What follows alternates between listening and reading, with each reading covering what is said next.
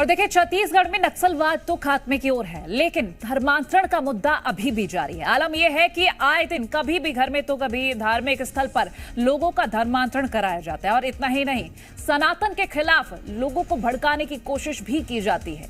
छत्तीसगढ़ के जशपुर में विश्व हिंदू परिषद की शिकायत पर भारत मुक्ति मोर्चा, राष्ट्रीय एकता परिषद और राष्ट्रीय क्रिश्चियन मोर्चा के 1 दर्जन से ज्यादा लोगों के खिलाफ रिपोर्ट दर्ज की गई है। बता दें कि 27 फरवरी को 1 दिवसीय जन जागृति आम सभा का आयोजन किया गया था और आरोप यह है कि इस आम सभा में मंच पर मौजूद लोगों ने हिंदू धर्म के खिलाफ आपत्तिजनक शब्दों का इस्तेमाल किया था।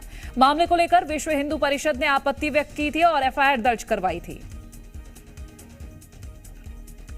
मुक्ति मोर्चा और क्रिश्चियन समाज का संगठन के द्वारा एक विशाल जनसभा का आयोजन किया गया था।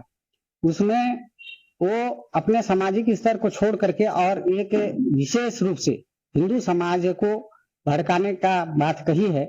उसमें हिंदू समाज में ब्राह्मण समाज को भी उन्होंने आपत्तिजनक टिप्पणी किया है। इससे पूरे हिंदू समाज आक्रोशित है और हम लोग इसके लिए आज थाना में आकर के FIR दर्ज कराने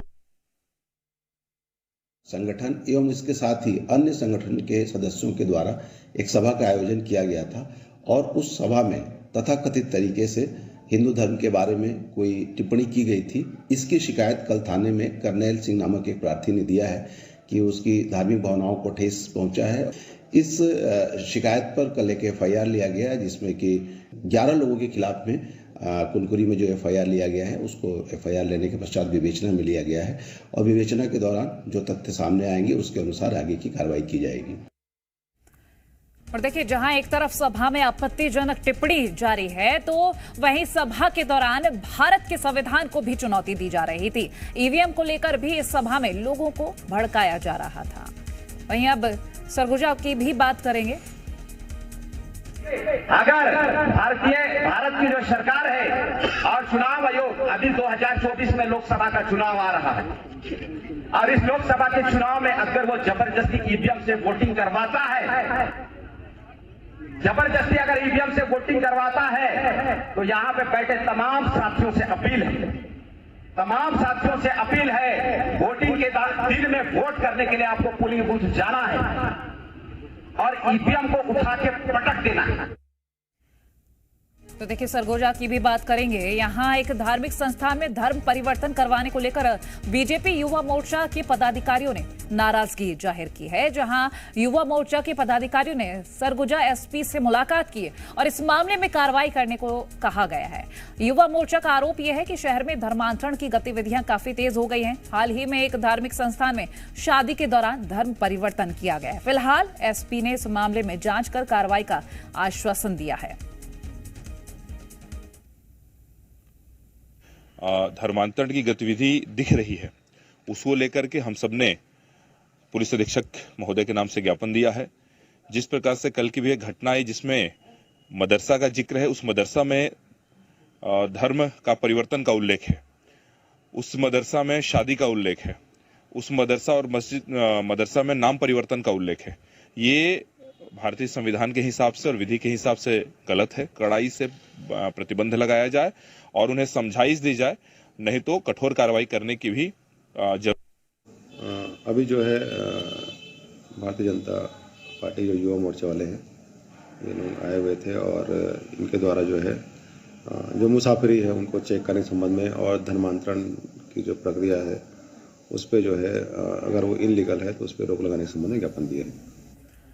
और सरगुजा से हमारे सहयोगी सुशील कुमार लाइव जुड़ गए हैं। सुशील, आपसे अपडेट लेंगे क्योंकि धर्मांतरण का जाल जिस तरह से बिछाया गया है, शादी के दौरान धर्म परिवर्तित किया गया है और ऐसी टिप्पणियां की जा रही है धर्म के ऊपर। फिलहाल आपसे हम ये जानकारी लेंगे कि क्या था ये पूरा मामला।